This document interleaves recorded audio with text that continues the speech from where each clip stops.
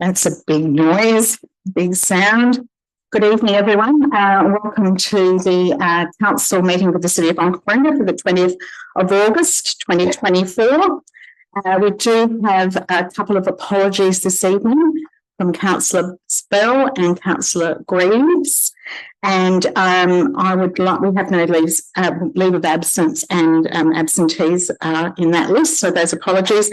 And we would like to invite those of you who are in the chamber, elected members, to stand, and others may join us as well as we take our pledge. We recognise this city's considerable natural and cultural heritage, including thousands of years of traditional ownership by Ghana and the more recent contribution from people either born here or who have migrated here. As we meet together, we build on this heritage by respecting and listening to each other, thinking clearly, being receptive to new ideas, speaking honestly and deciding wisely for the current and future well-being of those we serve. Thanks, everyone. Just a few reminders. Welcome to those of you who are in the gallery. And this is a public meeting, so we would really appreciate your presence here. It's great to have you here. And also just to remind you too that we are working within the confines of the Local Government Act and also our own procedures for occupational health and safety. So if there is a need for me to call the meeting or adjourn at any point, that will be taken, and I'll expect cooperation from everyone. So good to be here. We'll have the confirmation of the minutes. Is someone willing to move this? Councillor Themeliotis. Yes, happy to move. Thank you. Councillor Eaton. I'll second it. There was just a couple of mistakes. We had the city of, I think we had the North Adelaide football game that I represented you, and that's actually Port Adelaide. Thank you. Thanks for correcting the record. I don't want to upset my relatives, court supporters. Any further? I'll put the motion. All those in favour? Councillor, thank you. All those against? Motion's carried. There's no adjourned business. We do have a leave of absence. Councillor Themeliotis. Yes, happy to move. Thank you very much. And a seconder, Councillor Platten. Happy to second. All those in favour? Against? Thank you. I hope your meeting and your visit to the Bravery Awards, Councillor Fisher, is really beneficial to you and to the service of all our police officers across Australia. The next item we have is the Mayor's report. And do we have a mover for that? Do you want to do the presentation first? Oh, yes, that's a good idea. What presentation? Do you want to bring your presentation and do that now? Why don't we? So we do have a presentation from Councillor Platten on behalf of himself and Councillor Fisher in relation to Operation Flinders.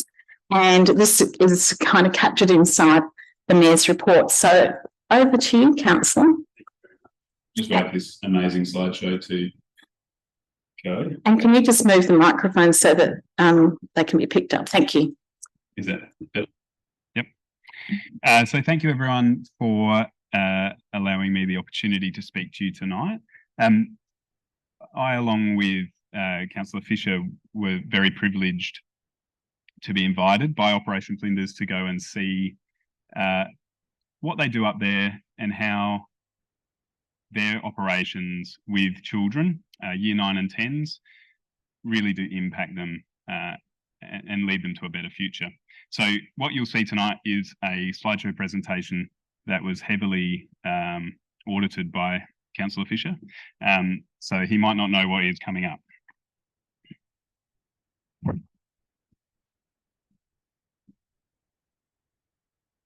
Here we go. So a basic introduction to Operation Flinders, and I'll probably be speaking off slide, but what Operation Flinders aims to do is to provide young people a circuit breaker opportunity.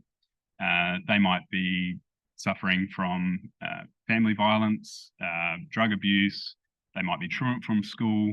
There's a whole range of reasons why these people might be invited up to Operation Flinders, and they're selected either by their schools or there's one particular group that's put forward from a whole range of different community areas, and so that's a mixed group. And the mission for Operation Flinders is to provide young people with a challenging, adventure-based activity which fosters personal growth. And so just to speak to the slide here, you can see myself and Councillor Fisher getting onto the plane, and soon you'll see us getting off the plane, which shows that we got there.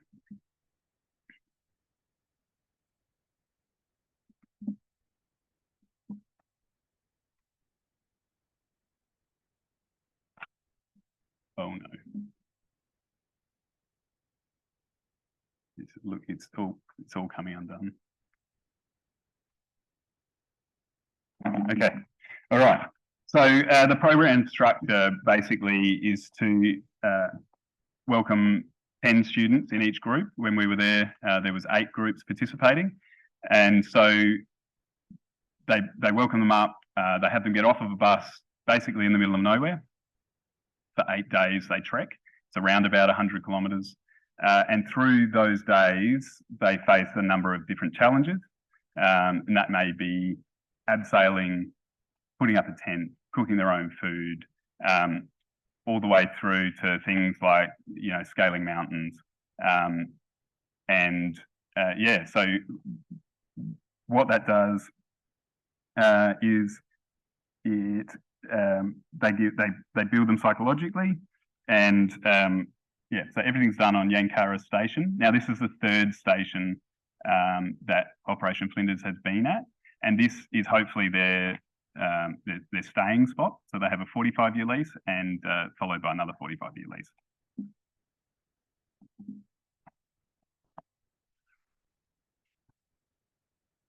So I guess you're all wondering, what outcomes do the young people get?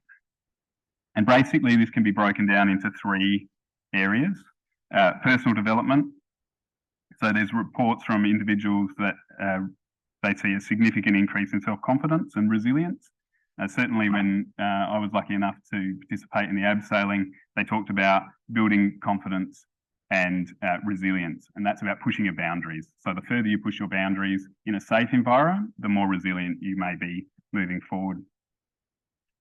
And it also fosters a sense of accomplishment. So participants can participate in physical activities, and that may be, for some participants, just walking, or it might be doing the ropes course that you'll see later, or abseiling. So Operation Flinders has a strict opt-in only policy, so they're not about forcing these kids to jump down cliffs or do ropes courses if they don't feel confident, and it's about gauging their level of ability. It has a behavioural impacts. So schools and families report that there's a noticeable reduction in antisocial behaviours among the participants, and the participants often display improved emotional regulation, leading to better decision making and interpersonal relationships. And then the long-term benefits. There's higher school retention rates, and academic engagement are common among graduates of the program, and former participants are more likely to engage positively with their communities and pursue further education or employment.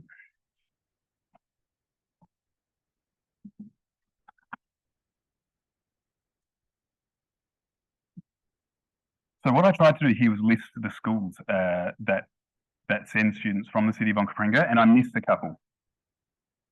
So the list here, you can see, it also includes Wollonga High School and Aberfoyle Park High School. Community groups are also involved in sending the students from these schools.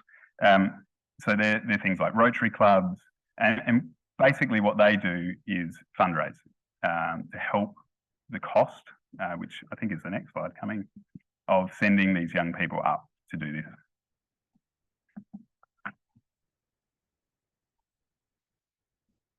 I know how much we love costs, and Councillor Yeomans, I'm looking at you.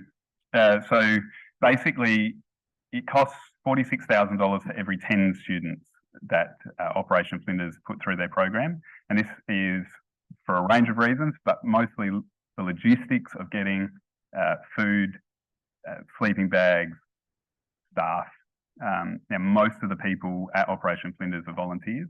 It's an incredible legacy. And when you're speaking to people there and they say they've worked for Operation Flinders for 33, 32 years, you can see that these people have really devoted themselves, and it shows that they can really see the impact that this program has. So the pictures here are just showing you Flinders Medical Centre that they've set up. Mick is happily displaying the ambulance, and unfortunately Councillor Bell's not here, but I know she would have really enjoyed that. The rations that the students take with them, they're responsible for dividing them amongst the group. And so this is really an interesting moment where you can see leadership, and then their own personal packs, which basically are just a pullover tent, a cord to put it on, and a roll-up mat to put on the ground. Certainly not luxurious, but they're definitely well looked after. They're just, they don't have a mattress.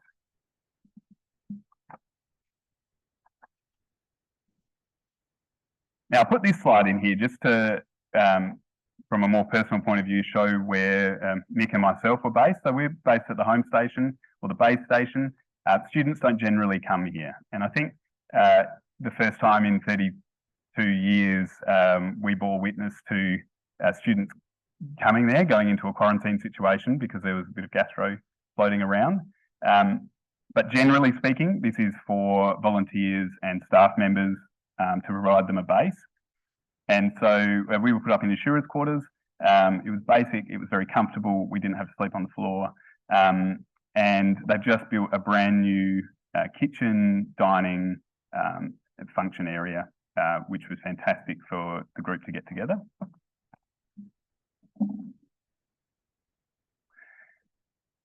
So why am I here telling you all of this?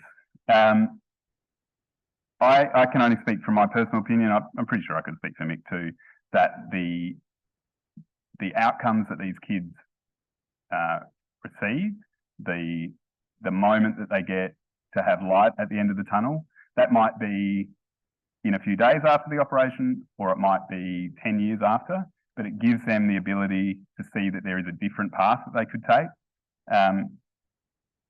We were genuinely privileged to go up and see these volunteers working, their commitment to the cause, that they felt that they were making a genuine difference. And yeah, I was genuinely appreciative to be able to go up there. So I highly recommend to anyone, if you get the ability to volunteer, if you're financially able to donate. I've put the contact details up there. Yeah, very, very, very good opportunity. And I just encourage any elected members or anyone here tonight, if they want to follow up with either Councillor Patton or Councillor Fisher, and I think Councillor Stafford, did you end up going last year? So you've had an opportunity to let people know what it's like. So we'll incorporate that into the Mayor's report. Councillor Themeliotis. Happy to move the accepting the presentation and the minutes. Thank you so much. The Mayor's report. And do we have a seconder, Councillor Eaton? Thank you very much. Any further questions? All those in favour? Carried. Thank you, everyone. We now move to that next part of the meeting, which are deputations. For those of you who are following on the electronic form, that starts at page 27. We've got several deputations this evening. Our first one, if I can invite Mr. Brian Nansen up to the lectern here. If you'd like to come, do we have? Just give it a thank you very much. So Mr. Nansen's here to talk about community buses, and as I said to him and to the other deputies this evening, you've got 8 minutes, and he's very happy to take questions from elected members. And you're very welcome, and your time starts now. Off you go. I'm Brian Nansen. I work for the council on the community buses, and I've been told I'm not allowed to ask questions, but I am going to. 2 years ago, we were told that the community buses had ordered 3 10-seater buses, 8-seater buses from Germany. Why? When we can get them here. Also, the other day I was told that we've been granted permission to apply to you people or to keep 2 of our bigger buses? Why? Somebody answer? No? Okay.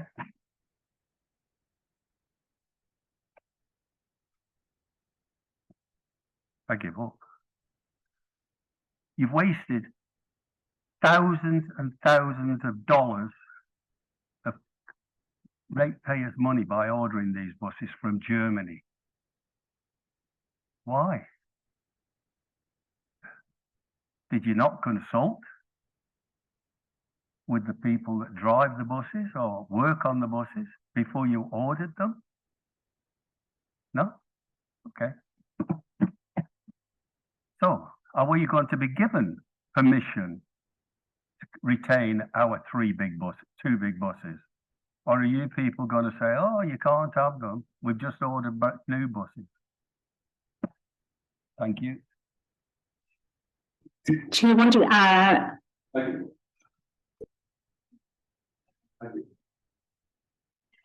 thank you for coming to express your views.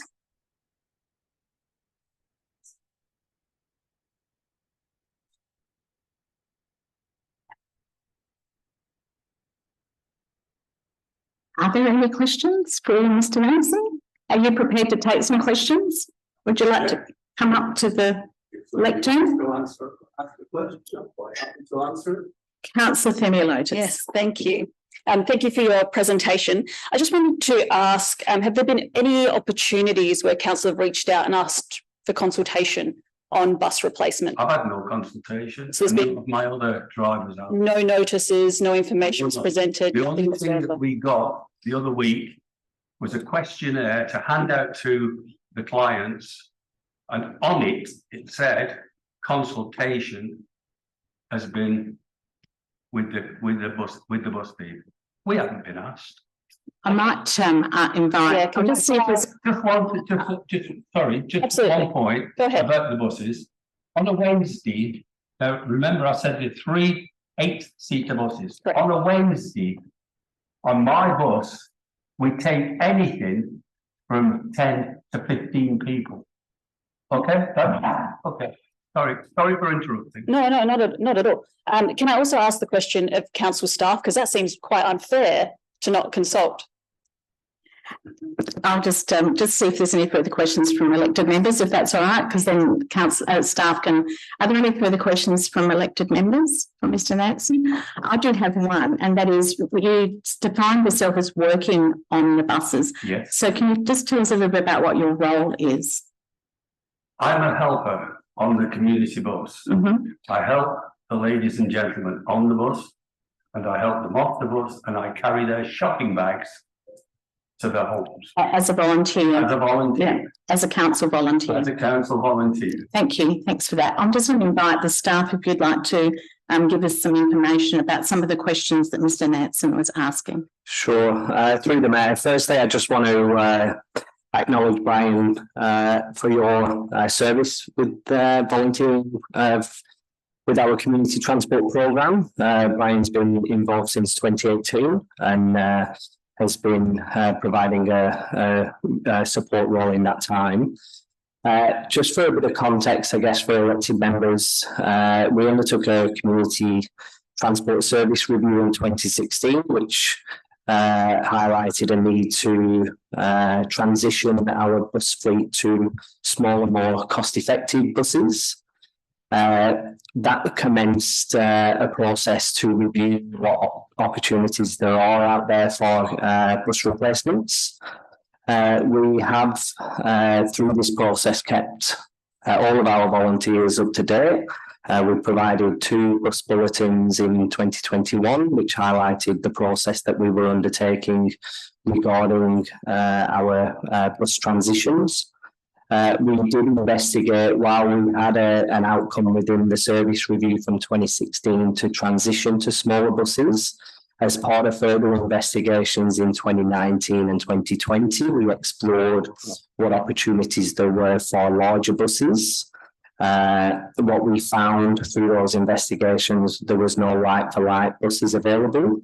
largely due to seating arrangements and positioning, vehicle performance and vehicle cost. So that alongside the service review was the reason we transitioned and are transitioning to smaller buses. Through this process of transitioning to the smaller buses, we've engaged the volunteers that are a part of the programme.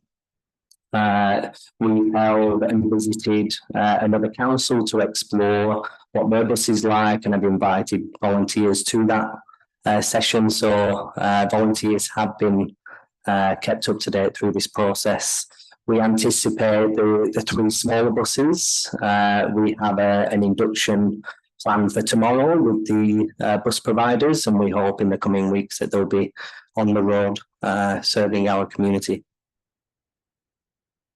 Thank you. Are there any further questions from elected members? Okay, thank you. Thank you, Mr. Nansen. Just remember, on a Wednesday, Thursday and Friday, we take anything from 10 to 15 people on a 8-seater bus. Thank you. Thank you, Mr. Nansen. Thank you for coming.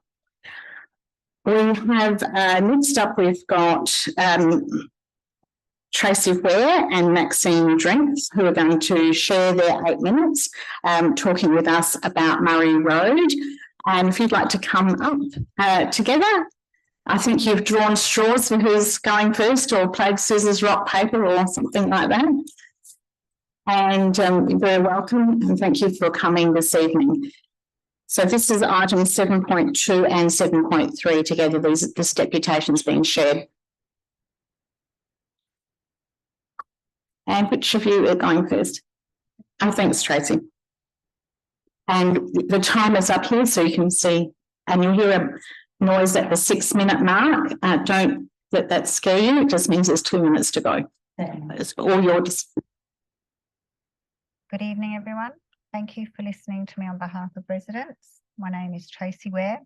I have lived in the area for more than 40 years.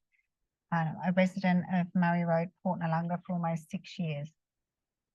We express strong opposition of the proposed removal of street parking on the northern side of Murray Road. We understand there are ongoing discussions regarding to parking regulations, but we believe that eliminating parking will have significant adverse effects on our community. Many residents rely on street parking as a primary means of safely accommodating their vehicles, especially at night. Removing parking spaces on our street will create considerable inconvenience, forcing residents to seek alternative, less secure parking options far from their homes. Most importantly, this will impact those in our community with limited mobility, families with young children, and those who have elderly relatives to visit. We feel it is of utmost importance that we think of those with mobility issues, that they have exclusive accessibility in our communities. Our street is also used by visitors and those who attend annual community events. Absent parking will cause congestion, reducing safety of our street. We strongly urge the council to consider alternative solutions that are accessible and inclusive of all. And thank you all for listening, and I'm happy to answer any questions regarding this matter. Yeah.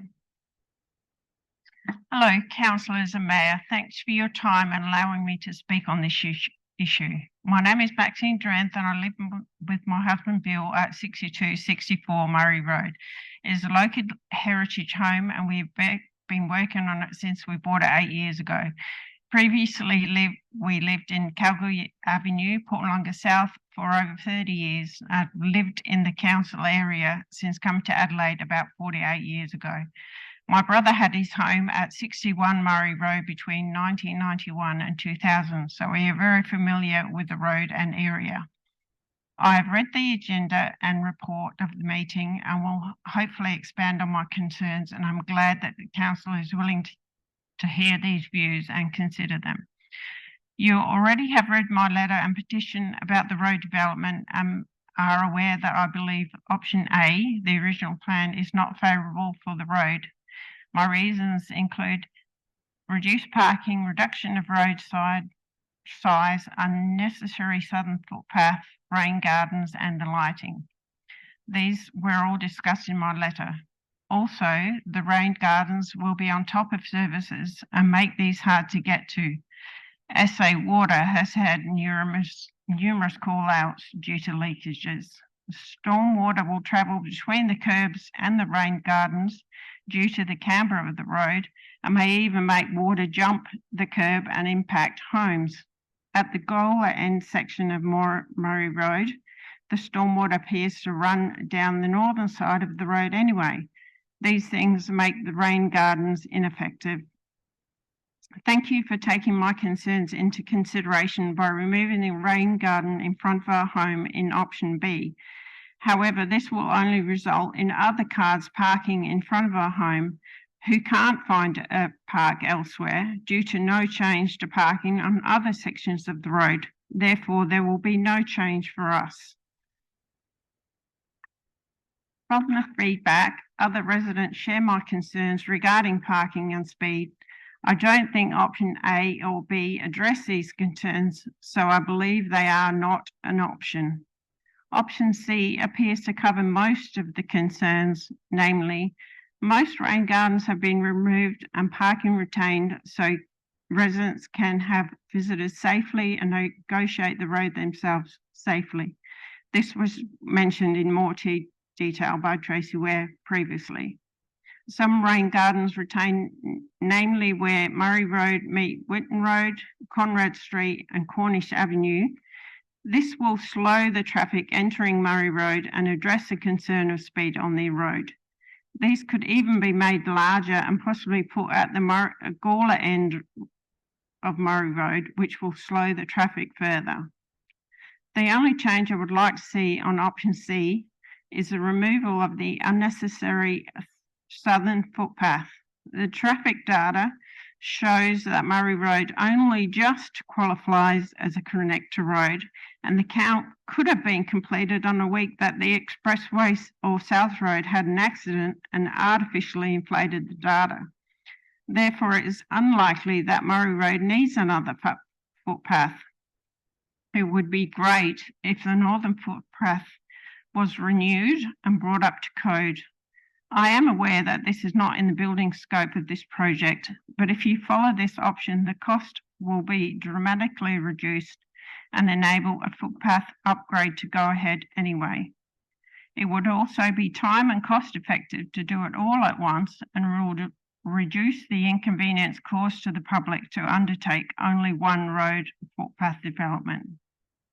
However, some other residents do want a southern footpath, so even though I am happy to work with council to get a solution to fit.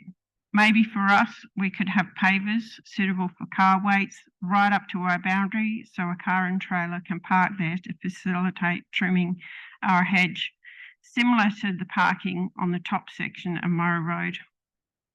Option D would also be fine. Whichever option is approved, I would like prominent sign posting put in for the crest and a possible reduction in speed to 40k for the whole section. Thank you for hearing my concerns. Thank you very much. I'll just see if there are questions from elected members, and if you wouldn't mind, elected members just identifying who you'd like your question directed to. Councillor Wilkes. Sure. Thank you. Thank you, ladies, for your deputation. It's really important to have your say on something that's so close in front of your home. So thank you for coming here tonight and sharing your views with us. My first question's for Tracy. Tracy, you mentioned there's event parking that parks out your street. What sort of events? Annually, there is ANZAC Day, which causes congestion in the street. There's numerous life-saving carnivals, Port Noarlunga Life-Saving Club and Southport Life-Saving Club. The Blues Festival, what's the name? A few, yeah, Park and Wine Festival, yeah. And Arts Festival. You are so close to Port Noarlunga Township, I could imagine it would get pretty busy. Maxine, I was just wondering, because you did present a deputation to council that we've tabled. How many people have you spoken to? Or is this just your own views, or are you speaking for other people in the street? With the petition, my husband actually went out and spoke to a few different people, and all of them agreed that option A wasn't an option. And just speaking to other people along the street, a lot of them were a bit opposed to the rain garden, although the speed reduction was a big thing for everyone.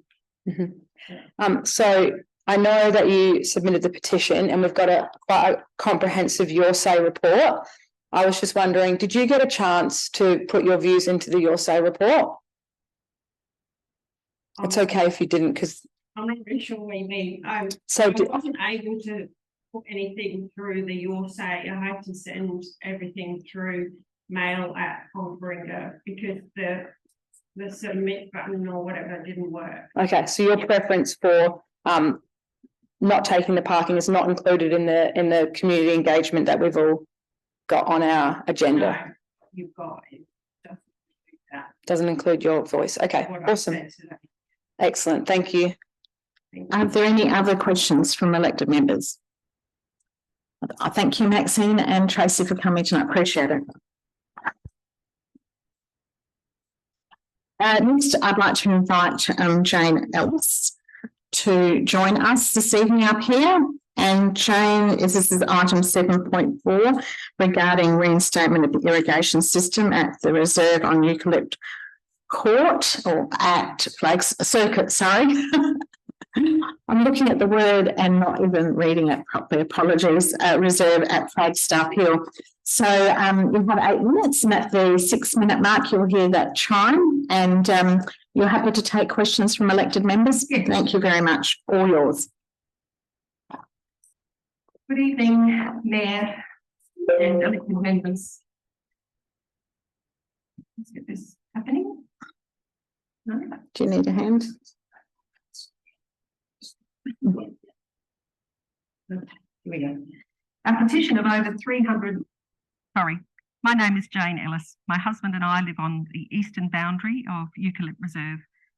Our petition of over 300 signatures was submitted to the March Council meeting for consideration of reinstating the watering of the lawn on Eucalypt Reserve. The resulting council report suggests 3 options to be considered. My presentation will highlight the relevance of our community petition and our preferred option 3 as the most practical and cost-effective for all parties. This is an original image from the development marked reserve, the location and size of some 1,300 square metres. The ironbark playground is within close proximity of Eucalypt Reserve. To the left and below the playground icon is a steep winding walkway down to Sturt Approach. Further below the road, it appears that there are more green spaces, but these are not reserves or open usable space. There are many fire or maintenance access gates, steep ground, down to tracks, bushland, stormwater runoff and winter creeks. Many do not use these surrounding areas because of snakes and difficult terrain. Ironbark Playground, highlighted in purple, is currently classified family passive, which allows for watering. Eucalypt Reserve in pink is classified local passive and no watering, although extensive irrigation and lawn was installed specifically in 1986. The classification was established in later years as not requiring water purely as there are no structures except for a park bench. Unfortunately, full-scale classification decisions made then, possibly on paper at the time, meaning little consideration was given to the use intended and how the community regularly utilised Eucalypt Reserve. To reclassify now makes sense. Lot 505 Sturt Approach is not being watered and is not required there, so why keep this classification? Pictures do not do it justice as to how steep this area is, with a winding gravel path down to the road. A sensible approach would be to reclassify this area to local passive. In March 24, the on-site meeting with Council and MP Erin Thompson was beneficial for all, something that can only really be appreciated by walking and seeing firsthand. The playground is in good condition, catering for a range of ages with soft fall installation, retaining block walls, no garden and no irrigation. It is shaded with gum trees which have been cut back so they do not overhang the equipment. We feel quite safe using this area and the playground is well utilised, appreciated and loved. Eucalypt Reserve holds immense value to the community. It is a vital recreational area, serving as a gathering space for social activities, exercise and play for children, grandchildren and pets alike. Furthermore, it plays a crucial role in supporting the mental well-being of residents as their only flat reserve land. This was clearly communicated to me while door knocking for many weeks over the whole development. Original residents have shared stories with me of community Christmas gatherings each year and their happy memories of local children growing up together, meeting up and playing at the reserve. The response talking to residents was overwhelmingly positive for watering the reserve.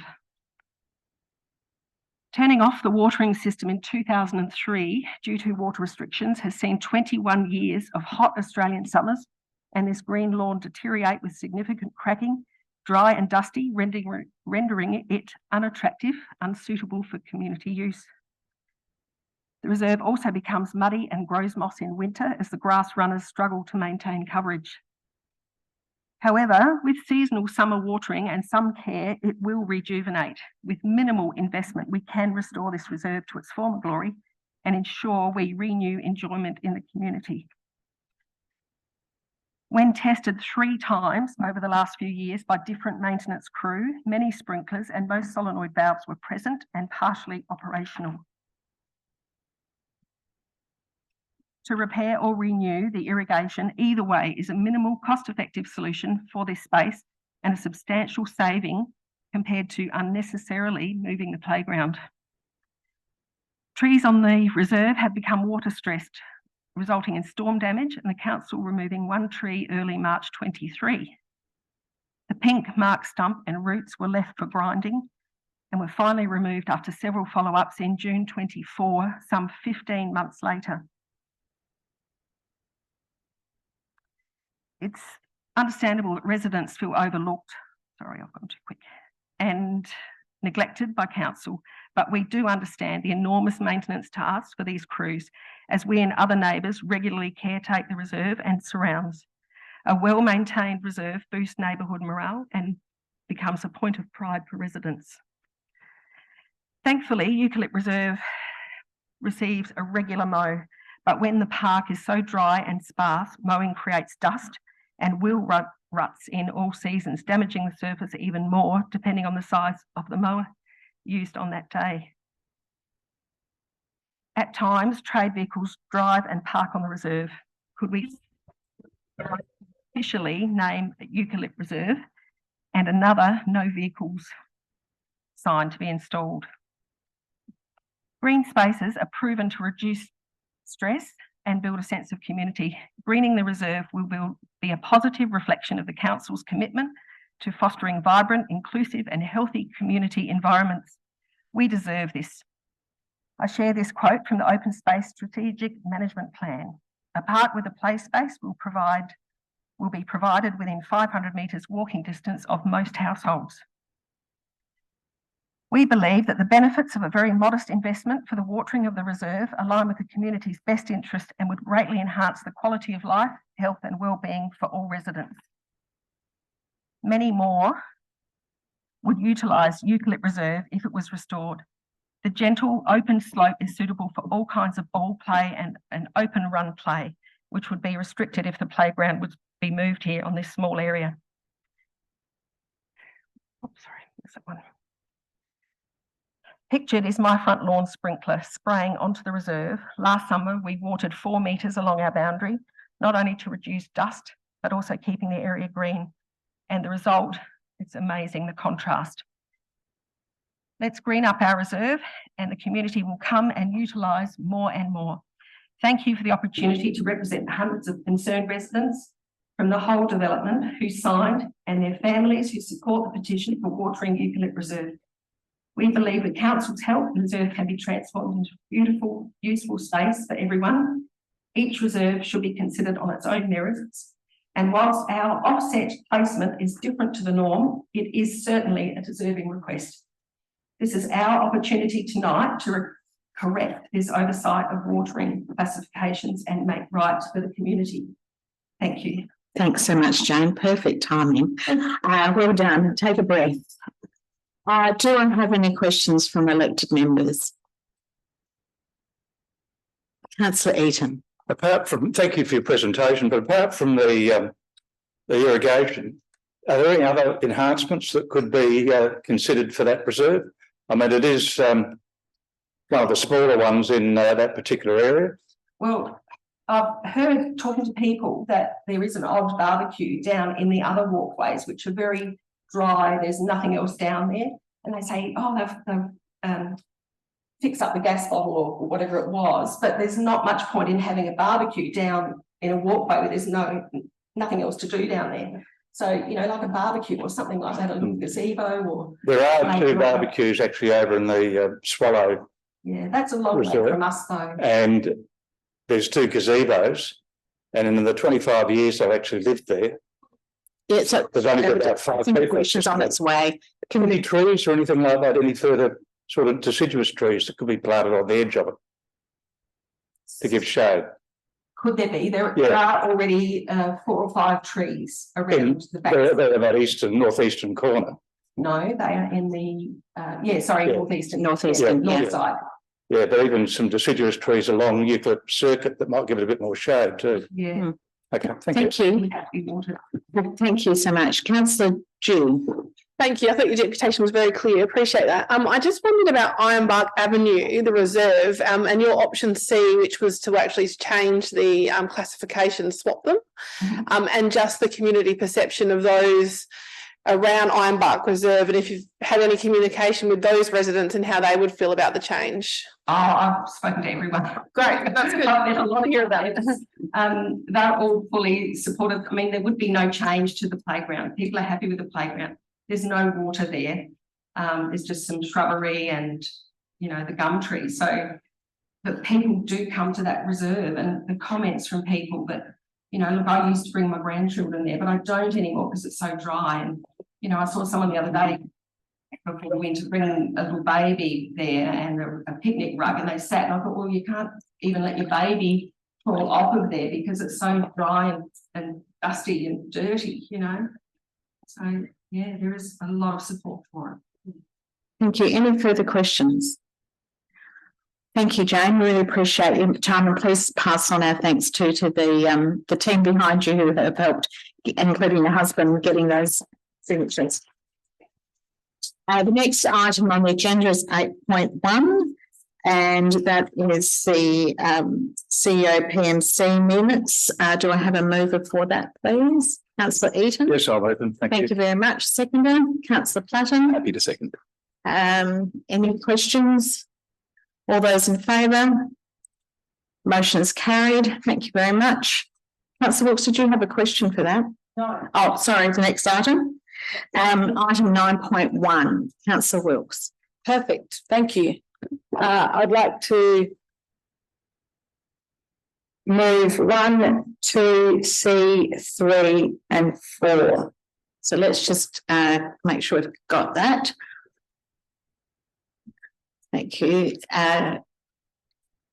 Yep, that's it. Can you just confirm that's what you're looking at to move? Okay, do you wish to speak to the motion? Yes, please. I would love to. Go ahead, your time starts now. Okay, Chamber. I'm really happy where this one has landed. It has been a long, comprehensive process to get here, trying to factor in a lot of voices and community interest, and obviously we had our deputies as well. So I put the work in, and I've gone around and I've spoken to the Murray Road residents. We had the original scope that was proposed that went out to community consult. Now, that original drawing came out, the council staff did the work, they knocked on doors, they let them know, they handed out cards if they weren't there, it was up on the Your Say. They really had that face-to-face conversation. It resulted in the petition from Maxine and there was also another petition from Tracy. Now, when they did that petition, they both themselves had gone out and spoken to their neighbours. That took away all the parking on Murray Road, that first proposal, and they were not happy. A lot of residents were not happy. Yes, some of them wanted to see rain gardens and beautification, but that street itself is already beautiful, and they felt that they were not happy with that outcome. So I actually called them myself from the petition because they hadn't contacted me, and I said, "Hi, I'm the elected member. How can I help? I just want to make sure that we get the good outcome here for everyone." I spoke with them, and we waited and sort of devised a plan till this council report came out. And when it did, we went through it with a fine-tooth comb. And we looked at all the options. They wanted option D, which was to remove everything and just see the road. And I said, I can't do that because that means that we are delivering a road that's not in scope and it's not feasible. So how about we look at option C?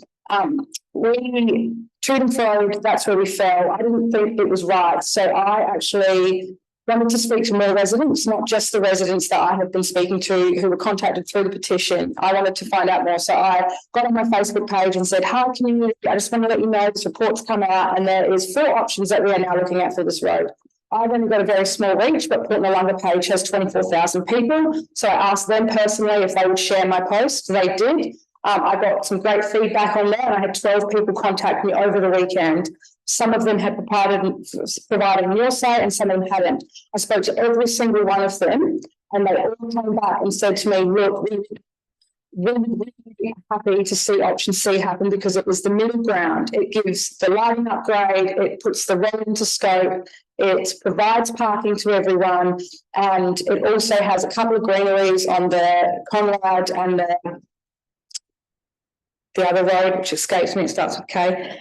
So that was a really great middle ground. There was one person that wasn't too happy, but I really think option C is a nice, safe upgrade that this road deserves. So that's where the effort and the discussion and the point C is coming from.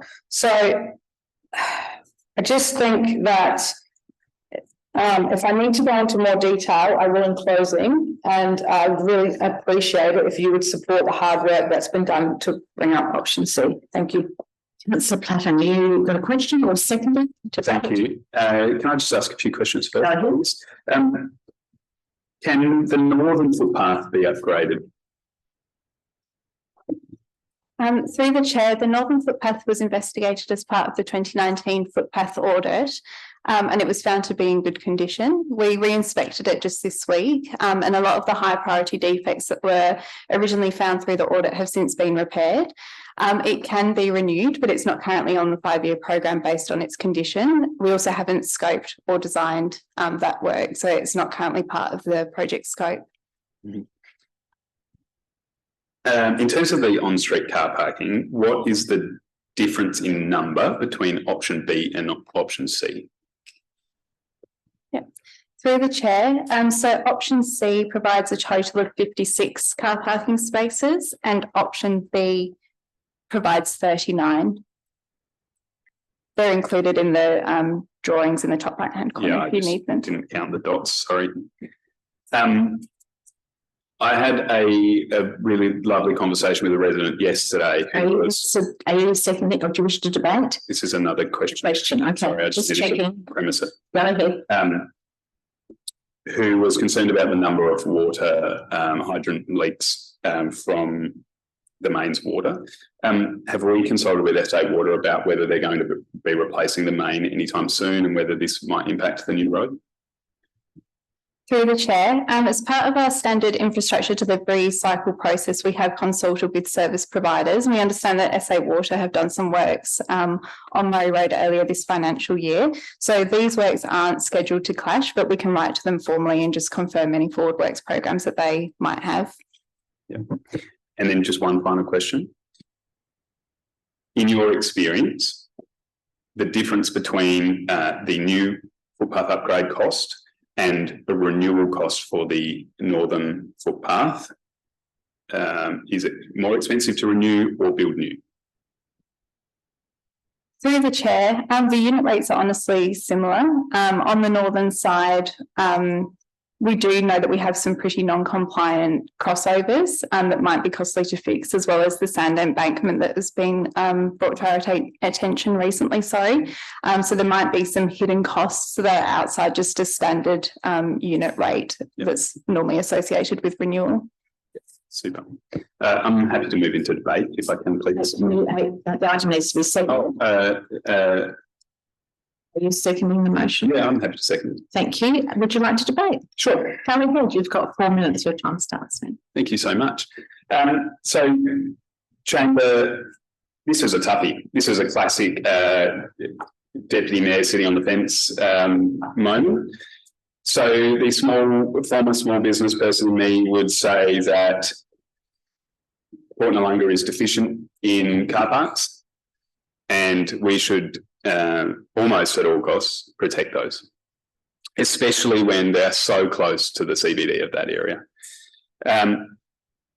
The newly horticultural man in me says that option B provides greening areas and an opportunity for a reduction in stormwater flows, which can only be good for the environment.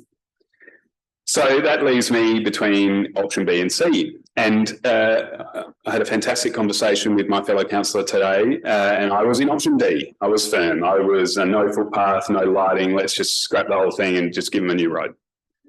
But what that doesn't do is speak to the people that called me, that spoke to me and made valid points. And so I really wanted to stand here tonight and represent Rita, John, Ben, the people that these new infrastructure items, especially the rain gardens for some of them, meant a lot.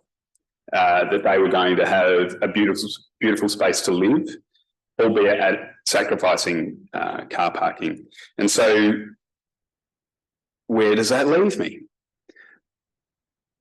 It's a tough choice. And I think Councillor Wilkes pointed out that in option C, there are some greening aspects. What we need to do, I guess, is try to strike a balance. And so I hope tonight that you've all read as deeply and thought about this as deeply as probably certainly Councillor Wilkes and myself have, and that you vote accordingly. Councillor Fisher, a question or debate? Question, thanks. Go ahead. So I think we all was this year, last year. I can understand the fact that it takes up space, but can I have the question answered? Just what is the actual benefit of a rain garden? Thank you. Yep. So the chair, they have multiple benefits. So in this case, traffic and speed was reported as an issue in the community engagement process. So they do provide a slower speed environment by reducing the width of the trafficable carriageway. They also use to formally delineate parking, but most importantly, they slow the flow of water and have water quality improvements. Thank you. Councillor Wilkes, you've got a question? I do have a question. I just thought I'd get this on the record. There's been a lot of feedback and conversation around the speed limit for the road. Is it possible to reduce the speed limit to 40? Through the chair, all of our speed limits are set using the DIT speed limit guidelines and are approved by DIT statewide. In assessing speed limit reviews, DIT consider the roadside environment, and as this is a residential area, they wouldn't support a reduction in speed limit to 40 kilometres per hour. Thank you for explaining that. Explained it a lot better than what I have. Councillor Eaton, question or debate? No, I just might ask a question in respect to the 40 kilometre speed limit. I would suggest you actually need to take a drive through Coromandel Valley. Right. No, it's about there's most of that area of Coromandel Valley of Blackwood is 40 kilometres an hour, and it's similar residential, but without this traffic. Okay. Thank you. Any further questions?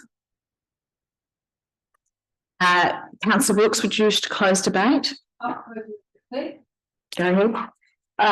I just really wanted to point out that I really appreciate the in-depth report that's come back, and especially the options that have been offered. It was really great to go out to the community and sort of be able to say, look, these are the options, because a lot of them had quite a bit of fear. They felt that they were going to lose their parking, and people were quite upset, and that everything was set in concrete. And so it was really nice to say, no, like, no, this is the point of influence. This is where we can make change. So thank you so much for answering my questions and providing a report with such detail. Thank you. Thank you. And I will put the motion. All those in favour? All those against? The motion is carried. Thank you, everyone. And I appreciate the staff's hoping with all the frequent flyer questions I know that you've had over the last few weeks. Item 9.2, for those following electronically, we're on page 73. Councillor Themeliotis. Yes, I would like to move point 1, point 2 and option 3. And if I could just look at that quickly, just yes. to double. Can we just put that all on one screen? Yeah, thank you. Yep. Just so I can have a quick look.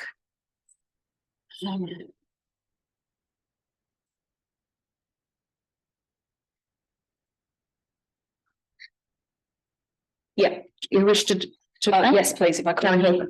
Yeah, thank you.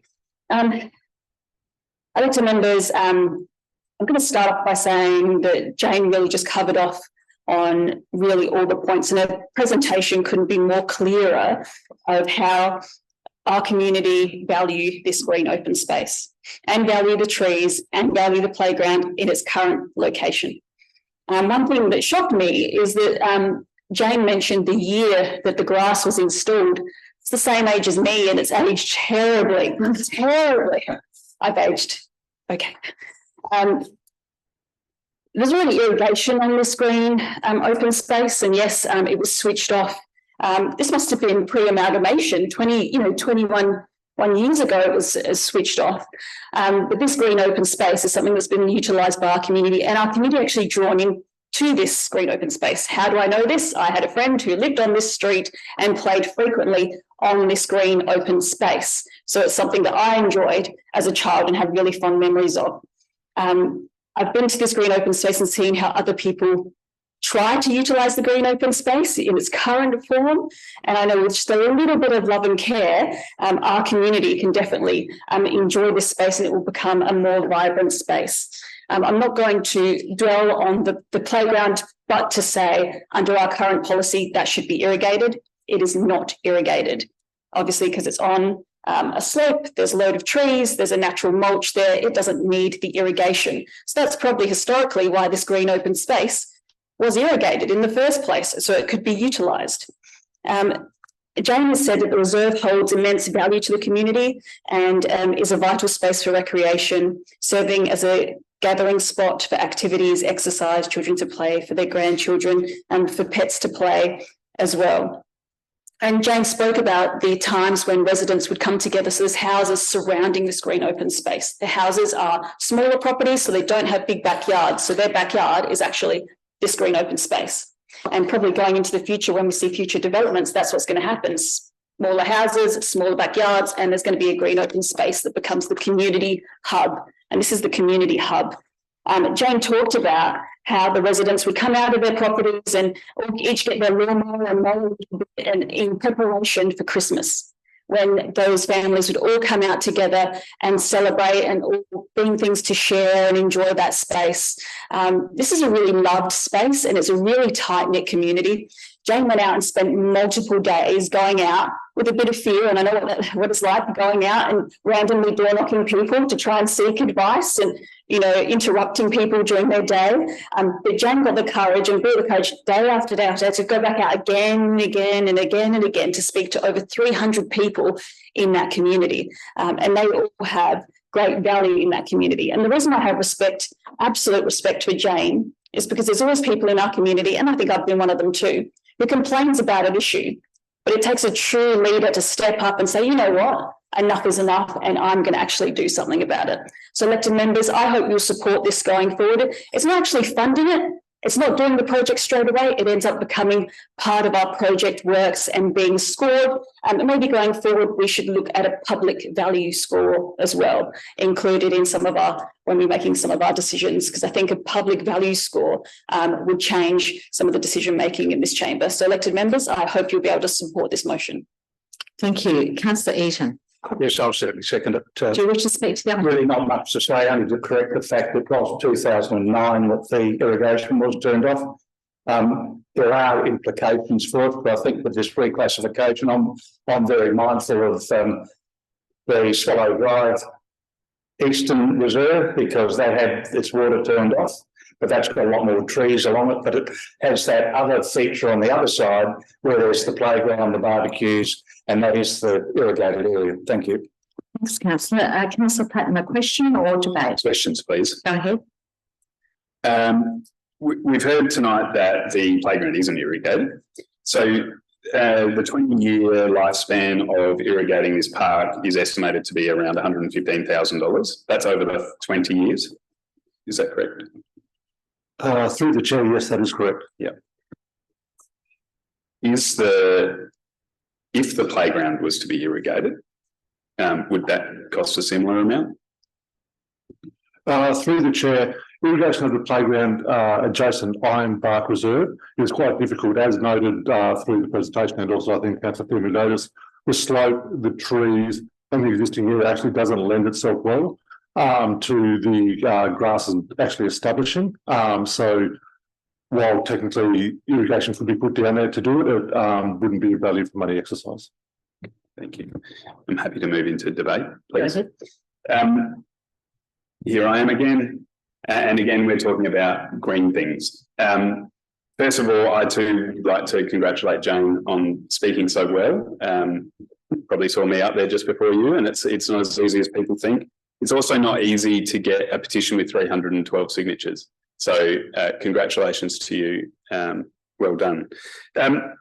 This is a tricky one. It's not a very big reserve. And I don't think it's about the cost of the water. It's about the cost of the mowing and the maintaining. And so I guess tonight we have to decide if the $115,000 over 20 years, which if you do your maths quick, and I haven't, doesn't break down to a great deal every year.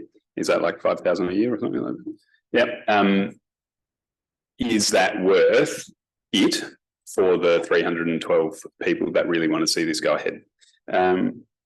Again, I'm going to leave it up to you, and I'm going to vote the way I want to vote, but I just wanted to put my 2 cents in and say congratulations for the great.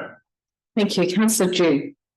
My question's more broader than just this space. I wondered through the work that we've been doing around the open space strategic management plan, I'm sure across the city there are existing playgrounds that have similar situation where we have a playground and open space that's not irrigated versus one that, you know, will there be a process that sweeps through and takes that bird's eye view to actually see where that's happening? So when we determine the life of these open spaces, we can actually think about this strategically and where things are best placed to be invested. Hope that makes sense. Through the chair, that proper consideration can be done as part of the open space strategic management plan review as we move forward. Can I get you to thank you. Yes, I'm still, yeah. Councillor Themeliotis, a question. Yes, please. I just wanted to confirm that council already spend money on the reserve, mowing and maintaining the reserve. Through the mayor, yes, we do. There would be elements of, for example, stump removals where we do go and maintain the reserve. It's classified as a local passive, so our intervention levels are relatively low, given that that classification dictates the type of usage is relatively low. Councillor Fisher. A question there. So we've had conversations in other places, and a lot of what Councillor Jude said as well is we've got significant infrastructure in places around the city that, because in 2009 the drought ended, we turned everything off. In particular, when we spoke about this particular example, I saw a report that said that the the sprinklers dated back to 1986. Now, looking at the photo, that's clearly not the case. There are a lot, back in 1986, I mean, I've been around as well. So your question? The question is, we have to make stock, have an inventory of how many reserves playgrounds that we've got that are essentially just had the tap turned off. Through the chair, in leading up to the preparation of this report, in response to an elected member inquiry, we did review our playgrounds and which ones do have irrigation against them, which ones don't, which ones have irrigation which is non-operable, and which playgrounds or sites have been identified for future irrigation, and they're included in our projected capital works program. Of that, 13 playgrounds do not have irrigation, Ironbark being one of those. And some of those may be due to slope topography style considerations, as we've kind of mentioned earlier. Some of them may be older playgrounds, and through the Open Space Strategic Management Plan, subject to the service levels, the irrigation adjacent to those, noting the service levels that are in place, will be looked to be installed at that renewed program when that playground comes through. Councillor Wilkes, a question or debate? Yes, I have a question, please. And sorry, I didn't submit this earlier, but I just wanted to ask, how often does council get requests to see reserves greened up? Is this a once-off or? Through the chair, we get requests about greening next to playgrounds. We get on a semi-regular basis. Most people are wanting more irrigation. In this case, it was about because there was no irrigation nearby and wanting to irrigate the local open space. Any further questions? Councillor Fisher? Supplementary to the one before. So, do we know how many sites we have this infrastructure in place that's just been turned off? Through the chair, 13 sites are not irrigated.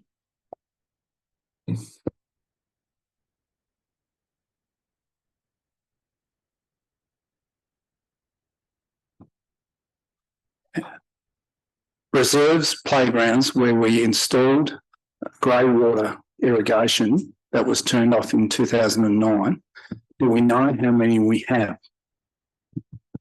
Through the chair, we'd have to take that on notice and come back to you. Thank you. Councillor Platten, question or? Question, please. Go ahead.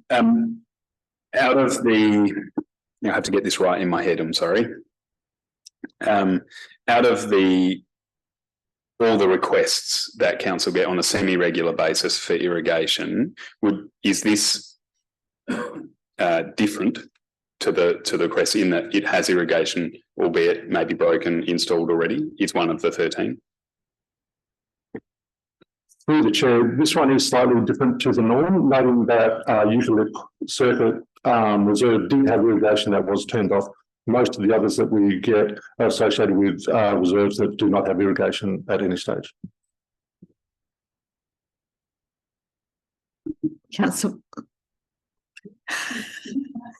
No further questions, no further debate. Councillor Themeliotis, would you like to close debate? Just really, really briefly. Elected members, I hope you, in your decision making, think about the words that Jane left us with.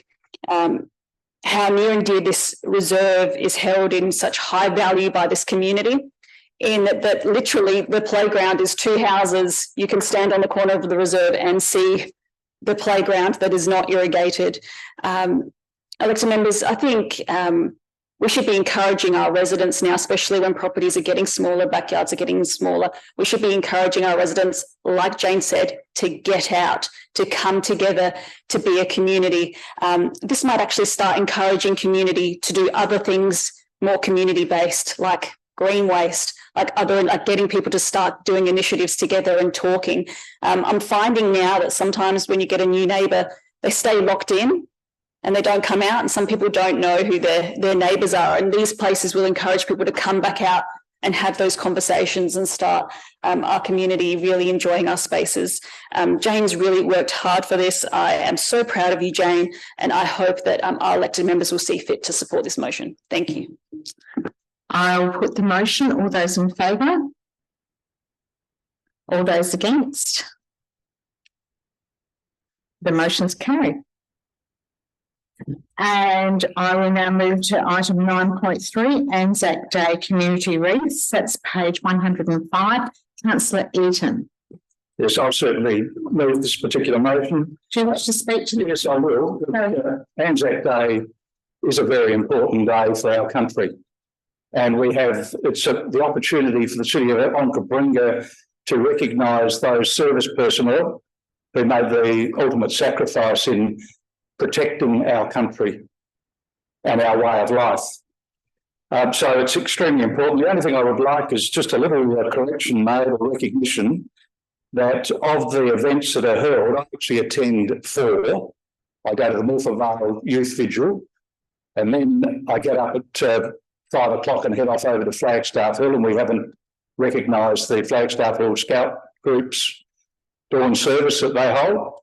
And also I then build home, have breakfast and head off down to Cherry Gardens, because Cherry Gardens have a service as well, which is led by the Blackwood RSL, as well as the Cherry Gardens Community Association. So it's important to recognise that they do it. And then I head down to Clarendon. If I've got enough time between Clarendon and or Cherry Gardens and Clarendon, I drop into Coromandel Valley. So it's a fairly busy time, but certainly it's an important way of us recognising our return service personnel, those that paid the ultimate sacrifice.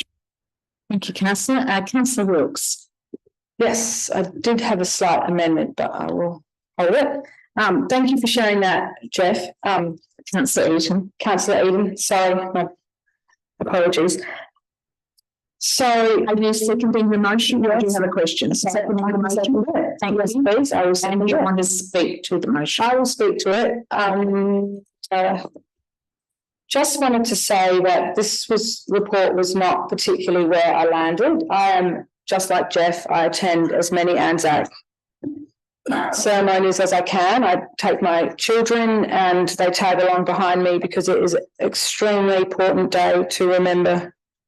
And the sacrifices that people made is fabulous to see that everybody actually shows a great deal of respect on that day. I was hoping with this report, as it's written on the first page, that there would be opportunities explored in it for clubs, schools, community groups, NGOs and EMs themselves and organisations to be involved, and to see if we could have some, or I was hoping that they would be contacted to see if we could have some get-togethers or facilitate some sort of wreath-making workshops. I really felt that the report didn't really outline this. I actually felt quite sad when I read that the Christmas wreath workshopping sessions were quite expensive, up to $33 to $85 per person, that were run and facilitated by someone else, which made me think that was sort of where I was heading. I wasn't hoping for this to be a facilitated workshop. I was more looking for us to just get together as a community and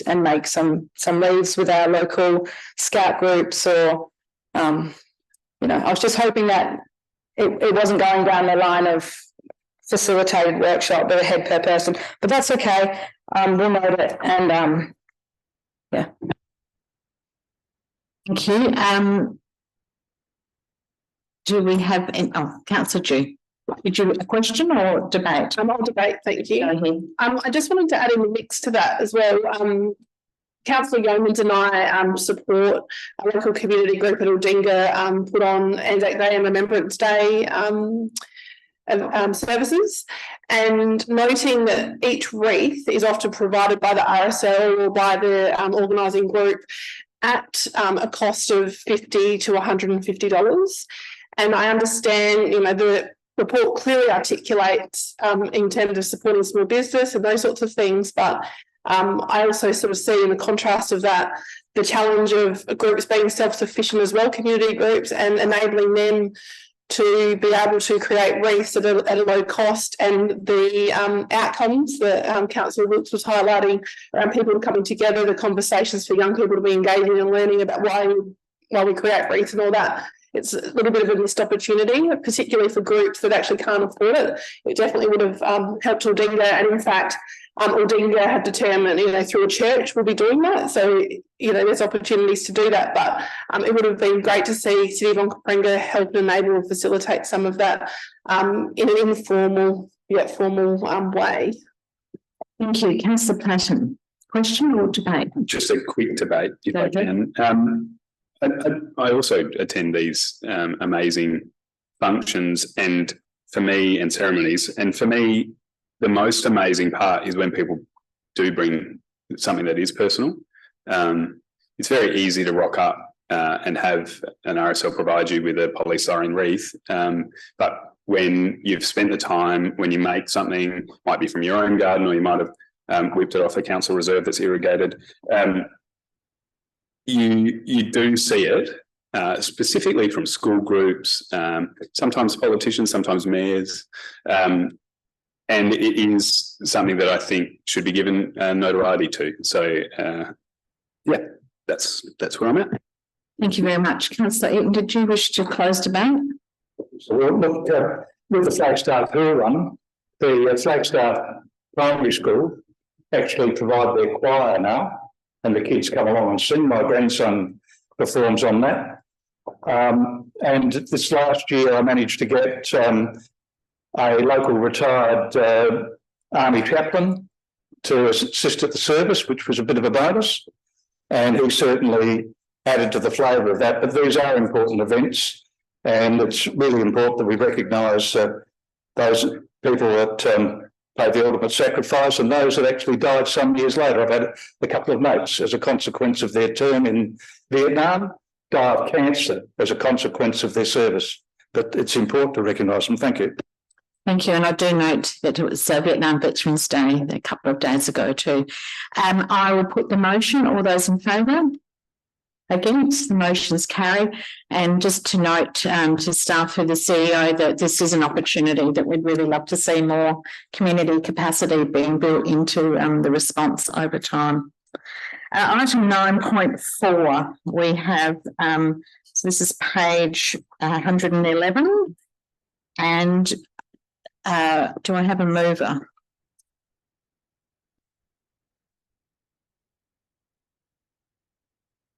Anyone willing to move this item? Councillor Eaton, thank you. Yes, I'll move it as written. Thank you. Do you wish to speak to that? It details what we're going to do and how we do it. And I think that it's appropriate. Thank you. Thank you. Councillor Stafford, are you Happy to second, no comment. wish to speak to the item? Nope. Do we have any questions? Councillor Dew? Thank you for the question. Oh, sorry, a debate. Okay. Yeah. I'd just like to thank staff for the work that's gone into creating this. And I just wanted to note that what I appreciate within this is that it's a working document, and it will potentially come back to council as more information is obtained. Thank you. Councillor Eaton, would you just wish to close? I'll put the item. All those in favour? Against? The item's carried. Thank you very much. Item 9.5. So 100 sorry, where am I? 41. Page 141. Councillor Yeomans. Can I just ask a couple of questions? Go ahead, please. Just on page 142. In the report, it talks about a service register was previously produced annually from 2013-14 to 2019-20 and was shared with elected members. And it was one of those documents that I was referring to with the nom. Questions are, who made the decision to stop providing that register to the elected members, and what was the rationale behind that? So at the last time was 2019-2020. Is that right? Yes. So can someone answer that? Elected members, through the chair, this is one of the challenges that we have, that the people who produced that service register are no longer including the head of finance at that point. So decision. I'm not sure who made the decision at the point in time. Or actually, the production of the previous register was done by people that weren't no longer here today. So, can I ask a question just as well? Might be the one that you're going to ask. I understand, just correct me if I'm wrong, that also these were requests that came through the chamber. So perhaps the chamber didn't request them. Is that a possibility? Does anyone know the answer to that? Through the Mayor, while I'm not aware of the exact history of how the original service register came to be and how it ended, I know that the distinction of services as core and value add was something I believe came through the chamber, and it was language that was used in annual business plans up until 2019. And then there was a decision to cease the use of that language, which I believe was through the chamber. Thank you, Councillor Yeomans. Yeah, question. No, just if I can just move that. Are you moving the second piece as well? The in the yellow? Yeah, the yellow's mine. Yeah. So yeah, I'm happy to. Moving both? Yeah. Yeah, okay, first one. Can I just I'll just do you want to comment? Did you? Oh. Yeah. Through the Mayor, if I can provide a comment, Councillor Yeomans. Before the elected members consider this, I just need to raise a couple of points for you to consider. The first is that with 5 years that's passed, the people who created the register at that point in time are no longer here. The second point is that the creation of the register itself is very subjective in its interpretation. So to try to recreate a register based on what people were thinking at that point in time, no longer here, would be quite challenging. I'll give you one example because we had a look at through this. Some services were, for example, environmental management services, not 0.25, not one EFT, 0.23 of one EFT was utilised to provide that service at that point in time. So for us to reconstruct the register as it was presented 5 years ago, today with different people, would be quite a difficult exercise to do and quite labour intensive. Not to say we couldn't try, but if someone was to use that register for comparison purposes, it wouldn't be valid in terms of the year-on-year comparison. Councillor Youngs, back to you. Yeah, no, thanks for that explanation, and it does help. But if I can just sort of go through my rationale for asking. So just to clarify, you're moving what's up here, both the dot points? Yeah, that's fine. Yep, go ahead. Yeah. From a financial perspective, one of the constant complaints I receive from ratepayers is council wasting the money spent on some of the services we provide. I mentioned as part of the background when I moved them on back in February, was that I'd seen the service register we're referring to for the period of 18-19, and the spreadsheet recorded all the services provided by council. The service type column recorded, as we've heard tonight, the service is a core function of council required by legislation of value-added or a value-added service. Importantly, there was a total of 260 services were recorded with a breakdown of 50% core services and 50% value-added. This information not only identified priority services that council was required to provide, but also recorded all the services at a granular level, so it's very easy to see where we were spending our money. I don't wish to be seen as being ungrateful, as I do appreciate the time taken to compile the report we have tonight. But unfortunately, the report for me provides more questions than answers. It doesn't actually show what we do. And if I didn't explain myself properly back in February, I apologise for that. The intention of the motion was to establish or identify opportunities for cost efficiencies. The intended outcome was to be able to quite easily determine what services council is providing that may be being duplicated by other tiers of government or non-government organisations, or services that we should not be providing in the first place. The intent was to be able to satisfy ourselves we are providing appropriate services and have the appropriate staffing levels to provide those services. What's required in the report is services. What's required is a report on services, not functions. We do have this responsibility defined in Section 59 of the Local Government Act, where part of our responsibility in this chamber is to keep council's resource allocation, expenditure and activities, and the efficiency and effectiveness of its service delivery under review. This is even more relevant with the damning findings of the council's finances by SCOSA. You can only do what you can do with what you have. This is all about trying to rein in the spending. This council has spent more than it has earned for years, and the debt continues to mount. What I was seeking was a report where we could clearly see if there were opportunities to reduce our services without diminishing the important role we play in the community. One way to do that would be to review the service register that outlines each and every service we're providing and ask the question, should we be playing in this space? It's a case of getting down in the weeds, something that's not possible with this high-level report we presented here tonight, but something that was possible with the previous iterations of the service registers. Hence, I'm seeking some more information in this report. Thank you. Do we have a second then?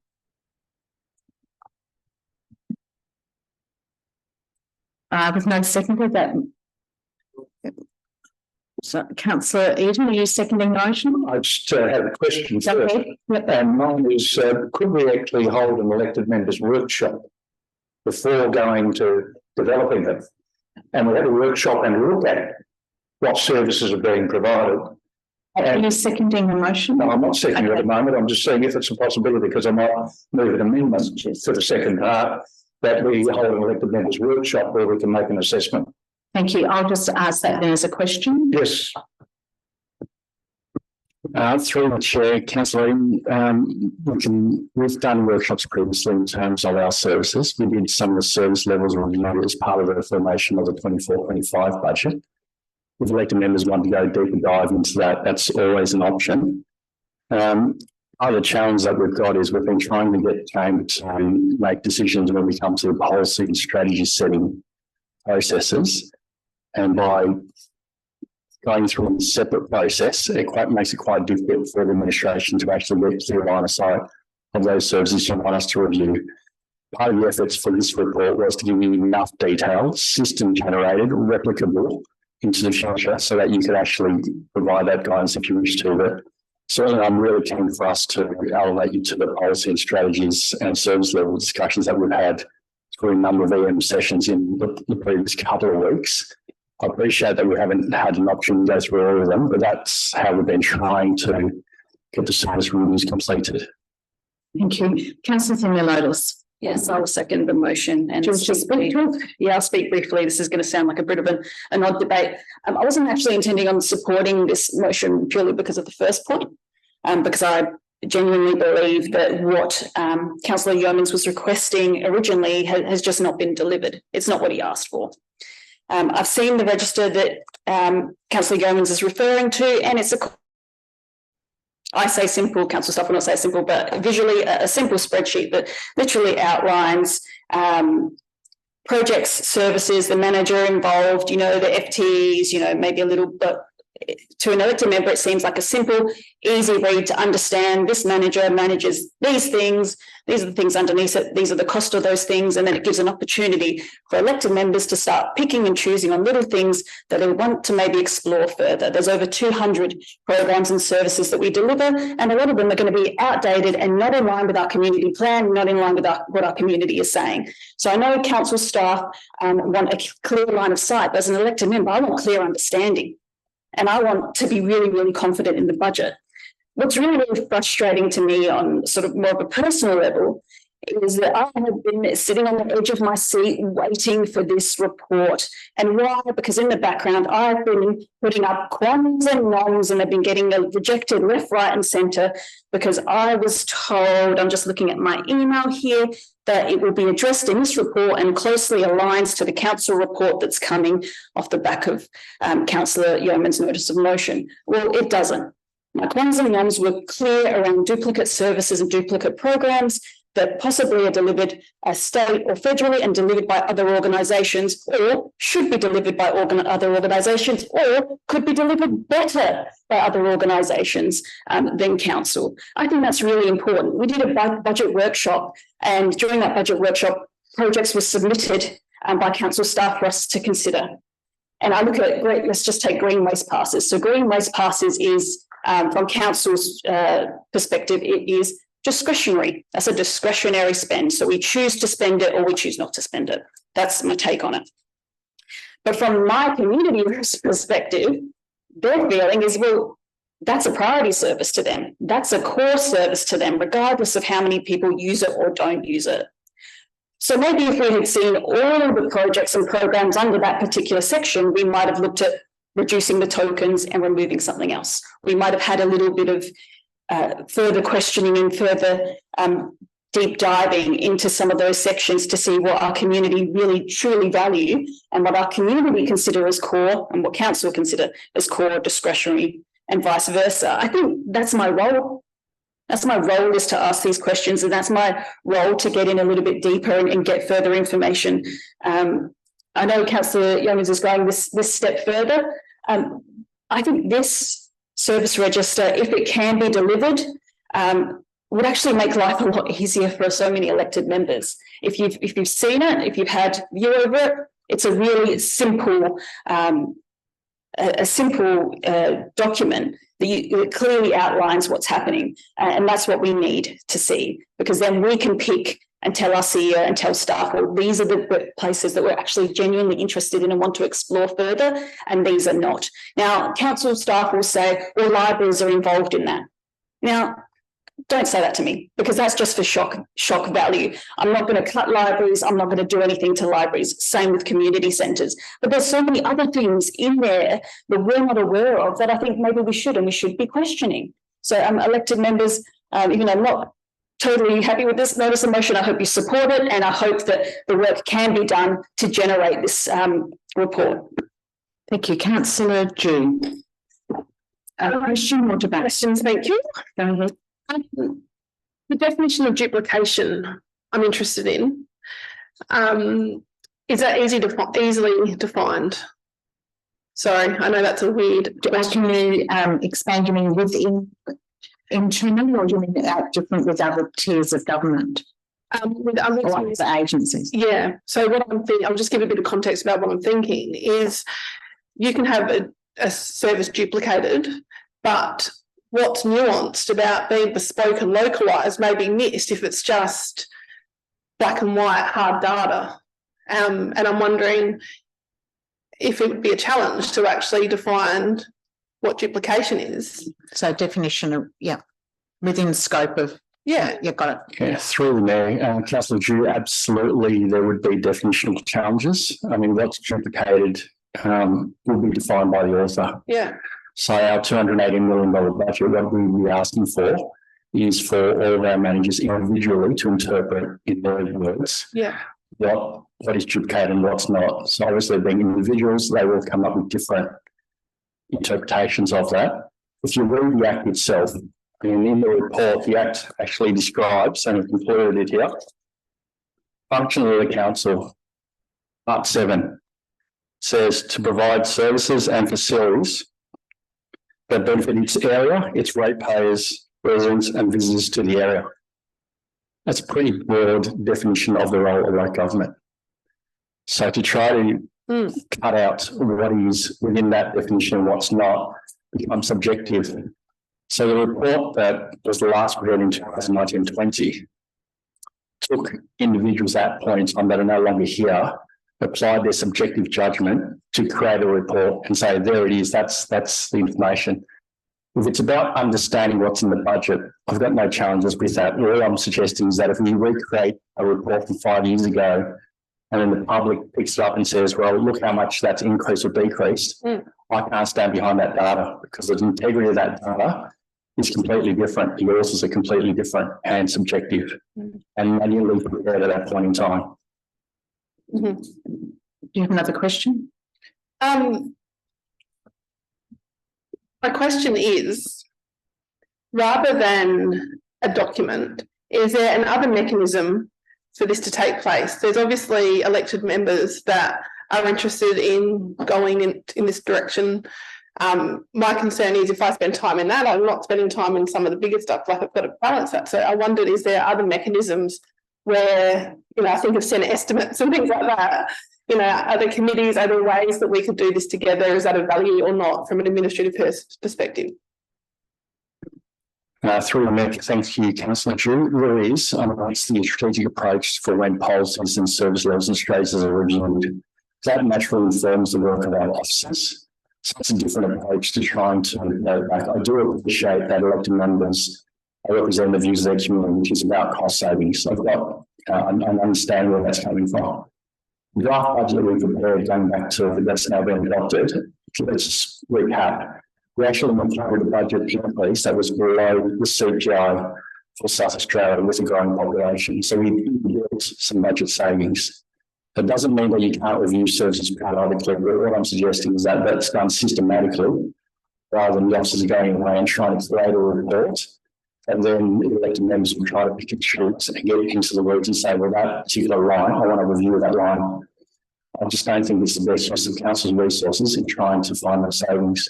If it's about just the dollar savings, then as part of the budget, say it's about the dollar savings and that you want us to find those savings and we will. So I'm just trying to get efficiency of the resources that we've got and where we spend our time and effort, councillors. And I completely understand that the drive behind it is to try and find efficiencies. That's how I'm imagining where it's coming from. Councillor Fisher. Question. So thank you, CEO. You answered most of the question I had. But can you just go back over the how long and what sort of cost are we looking at if you had to recreate the data from 2013-14? So through the Mayor, if we were to try to recreate at the same level of detail as the previous service registers, it would certainly be an effort by all the managers and team leaders across our organisation to break down their areas and then to cost it at an individual service level. So the way that we cost, we roll activities up. There are some things that do go down into a lower level of detail.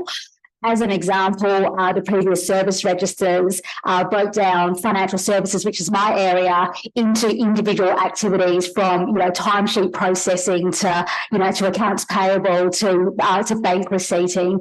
That's not how we cost activity. So there's a fair bit of assumption in determining what is the level of FTE involved, what is the level of overhead, and what is the level of other costs that are involved, which is why that previous service register was so subjective in trying to identify the cost, the FTE involved. So to pull all of that together would require time and effort by all the managers and team leaders to break that down. And then from a financial services point of view, overlaying that with like a full cost attribution. The CEO and I had a discussion earlier and it was estimated that it would probably be in FTE hours, probably around 4 to 6 weeks full time, based on all of that effort that would need to go into it from different parts of the organisation. Thank you. And .1, if you have the information, it's got use in the books now, haven't you? That's the report that's in the document. Yeah, that's correct. And we've set up this report in a way that we can run this report and get the costings out in 5 minutes. Thank you, Councillor Pritchard. That was pretty much my question. Was you talked about this being replicable? Is this a Tech One system? Yes, this report comes out of Tech One and it is the first service register that comes out of Technology One. And is there potentially staff research for this? So I guess, what are the opportunities that this report's producing for administration? Has anything already been mentioned that this could possibly turn into? Through the Mayor, Councillor Pritchard, I guess looking forward, the obvious answer is that as we move forward, some elected members might want to see similar service registers produced again, similar as we've been asked in the past. We've deliberately designed this from the system so we can press a button and it can produce the report. So it is replicable. So what you can get is insights moving forward to get a trend analysis that is reliable and system generated rather than trying to recreate subjective reports that were produced in the past and overhead allocation models and all sorts of assumptions that arbitrarily created a view of the world that was determined by those who produced the report. So this is system generated without that need. It just not lazy, but to debate. I was just to say thank you for the report. Thanks, Councillor. Councillor June. a question or debate? Question, please. I should have asked Councillor Romans this before, given he's an audit and risk, he's on the committee, but what's the role of audit and risk in relation to this piece as well? So the role of Audit and Risk Committee in relation to the utility of this report? Yeah, is there a connection, a synergy? Or not really?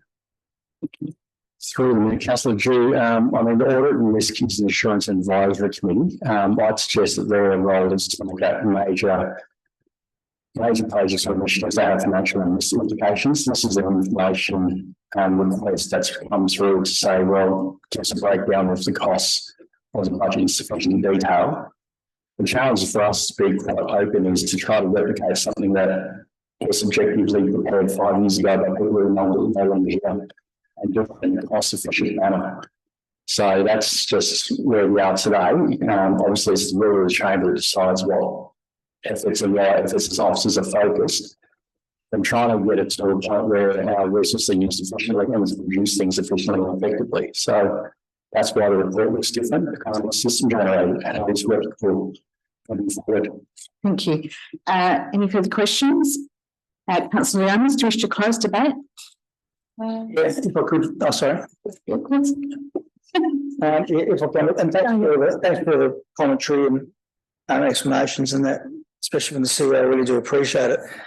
It was remiss of me not to be able to circulate the document that I was referring to, but I only had a hard copy, so that was a bit difficult to do. But if I can just give an example of what was provided there, and I know we're banging on a bit about the cost and the getting down some of that data, but where I found it very interesting when I was looking at this document, if you look at page 146, a couple of examples there where one talks about art recognition and cultural development.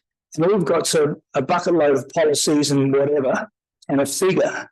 When you look at the service register that was provided a while back, under that same topic of arts, you had exhibitions, arts centre facility hire, performing arts, art festivals and events, permanent art collection, public art. Each of those services had an FTE allocated to that and the costs associated with that. So it's pretty easy to sort of see what we're actually doing in that space. And just another one when it comes to the libraries, just a couple more lines down there in that 146.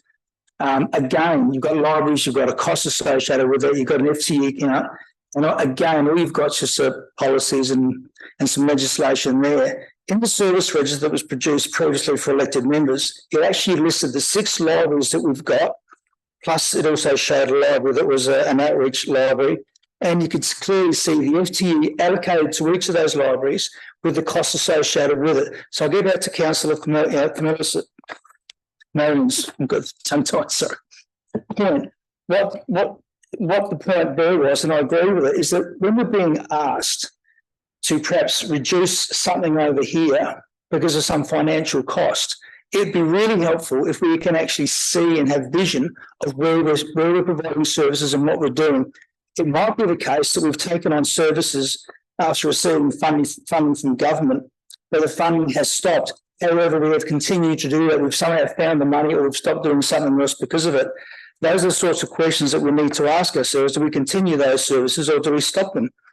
So I'm certainly not trying to mitigate or not take notice of the fact this might take a little bit of time.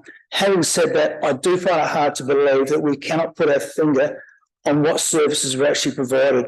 And the level of detail that's in those registers really just articulates something pretty simple. Arts exhibition, arts centre facility hire, performing arts festivals and events, with the FTA and how much it actually costs to run that. As an elected member, I can see why back in those days it would have been very helpful for them, which is why I'm asking for this report. Thank you. Thank you, Councillor. I'll put the motion. All those in favour? All those against? The motion's lost. Thank you. Next item is 9.6.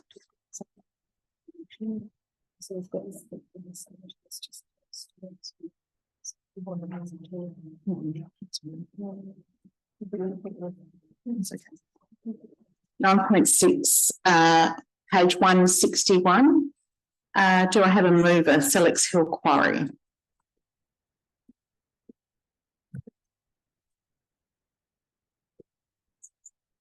doesn't want to talk to me, you're councillor. Let's try that again. There we go. Councillor Yeomans.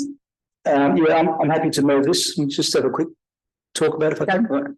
Yeah, look, I've obviously read the draft submission, and it's what I find extremely pleasing is that apart from it being a very concise and well-worded document, it's certainly the council's used the opportunity to raise some serious concerns that the residents have had at Sellicks Beach, mainly in relation to the dust, albeit the submissions seeking some comments on the proposal for additional works at the Sellicks Hill quarry. So just a couple of snippets that I've taken out of that submission that I'd just like to discuss. Appropriate actions undertaken now will alleviate future dust issues. Critical factors which influence the level of dust from mining impacting on urban development is the best practice management and operating standards such as operating times, site planning and behaviour management. It goes on with a lot of other words. The City of Untitled appreciates the efforts being undertaken by DEM, the EPA and quarry operators and looks forward to reviewing the outcomes of these efforts in the next dry season.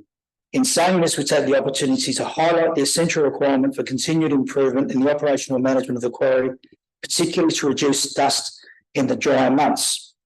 Goes on. The above suggestion also applies to the timing of the overburden works. We firmly request that the construction of this stockpile be undertaken during winter, spring, rather than the dry autumn, summer period. And finally, it's the City of Untitled second request that local weather conditions, including seasonal conditions and the wind direction and strength load, be incorporated in the dust management plan of the quarry. So I commend the staff for making those points in the submissions. I thank you. Thank you. Councillor Dew, a question or you seconding? Seconding, thank you. And I'd just like to only thank the team for putting this together and acknowledging, like Councillor Yeomans, that you've also captured the views of community and you've provided a voice for them, even though it's from our city, but that's what it's about. So thank you for that. Any questions? Debate? Councillor Yeomans, would you like to close debate? All those in favour? Against? The motion's carried. I look forward to signing that letter to Minister Chrysantonis. Item 9.7, page 169, the appointment of the independent member to the SWARA Audit Committee, Councillor Pritchard. I'd just like to move the motion as written. In debate. Do you wish to just say something?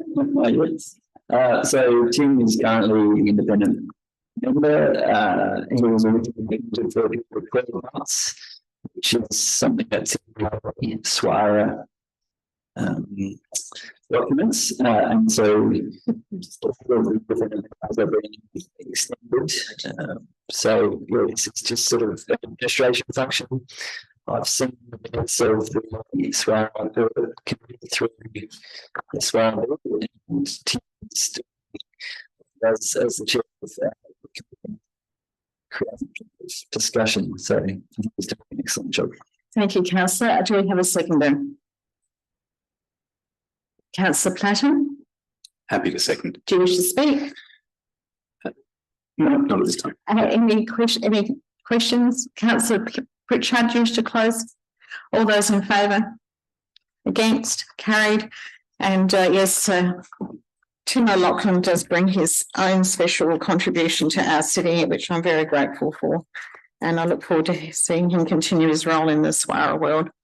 9.8, committee and council and committee reporting schedule. Councillor Fisher.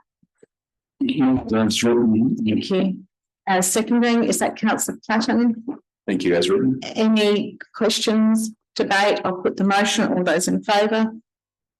Motion is carried. Thank you very much. Questions on notice are in your folders. I think there's one that has just appeared as well in your yellow for the minutes. So they're all there. And now we move to motions on notice. And we have our first one, 11.1, Councillor Themeliotis.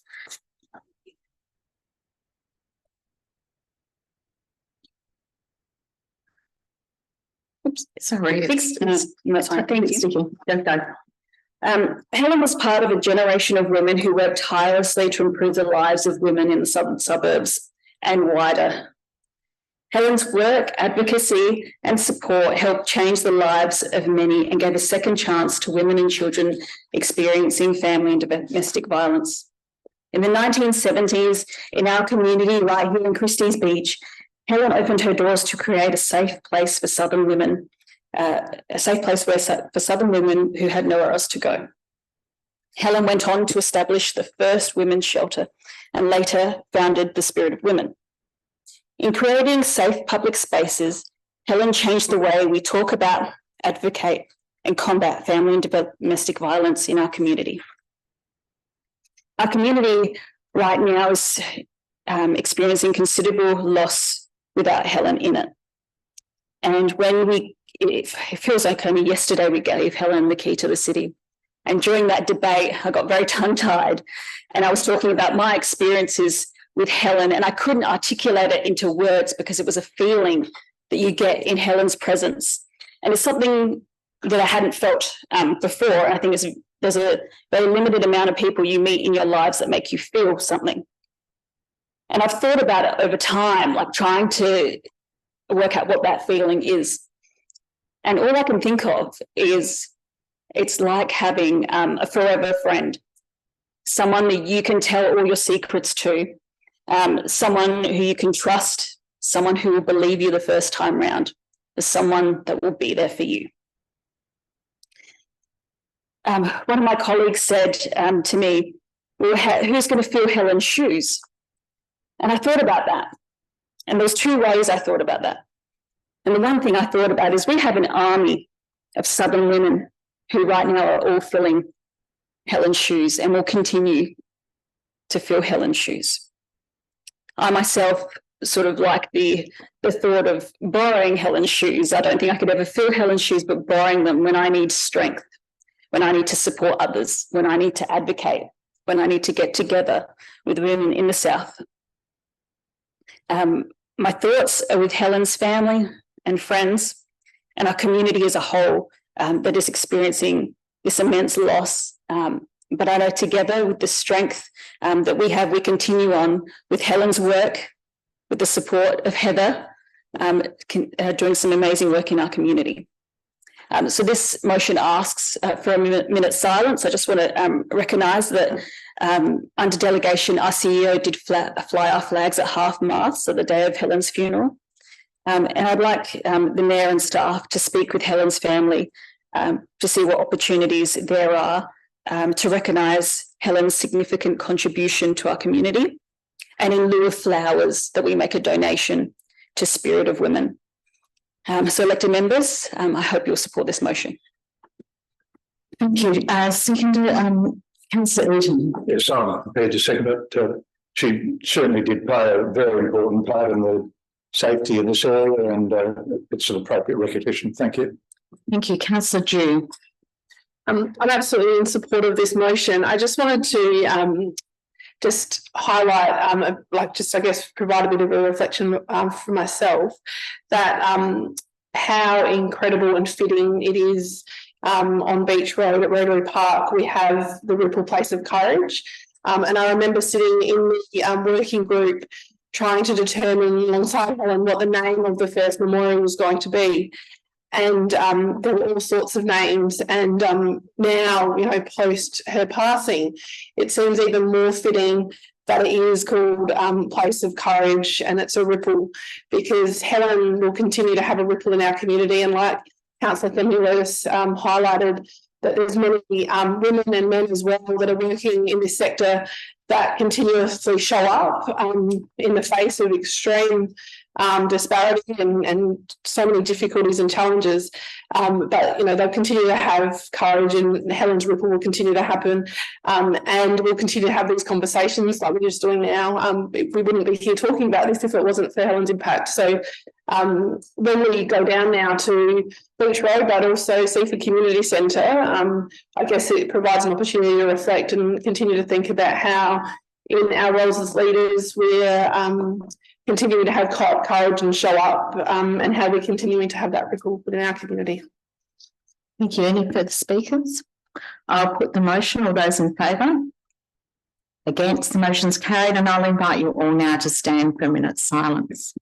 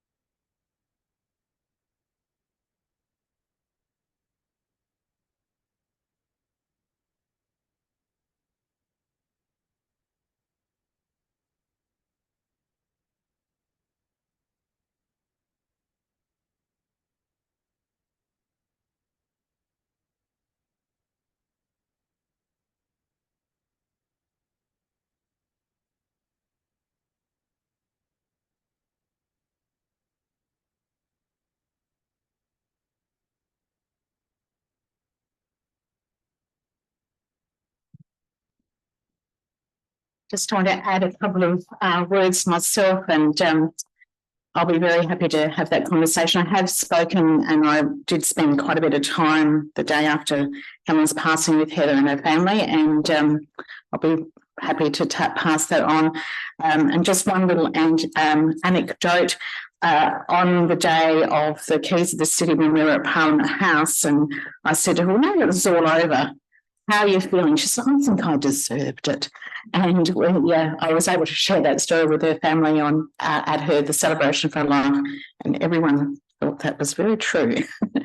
We'll now move to item 11.2, Councillor Eaton. Yes, I'd certainly like just to recognise the support that I had from Jordan Little there in the preparation of this. This I highlighted at the Local Government Association AGM meeting last year, and from a presentation that we had and looking around, I mean, why have 68 separate enterprise agreements? They reflect that across what happens in the state and the federal public service. What it does, if we can get some commonality, it sets a equal playing field across all councils, so we're not setting each other up. It's certainly going to take a number of years to introduce. I'm well aware of that, and there's a process that we've actually got to go through, so it's got to go through the GARC first before it can go to the LGA, but certainly I'm supportive. Thank you. Thanks, Councillor. Councillor June, are you seconding? Got a question? Yeah, I'd like to second that. Go ahead. I thank you, Councillor Eden, for bringing this up. I think I've been quite flabbergasted in a way that there's no consistency across the state, across the LGA sector, and I think it's only going to lead to better efficiency and effectiveness. So I am absolutely in support. Any further questions? Debate? Councillor Eden, to close. I'll put the motion. All those in favour? All those against? The motion's carried. Thank you, everyone. And I have taken the opportunity to advise the LGA that it was on our agenda tonight, Councillor Eden, so they'll be expecting to see that through GARC. Now, there's no petitions, any urgent business. I'll move to confidential items. So we will move on there. Councillor Themeliotis, thank you. Councillor Platinum seconding. All those in favour? Carried. And if we can clear the chamber and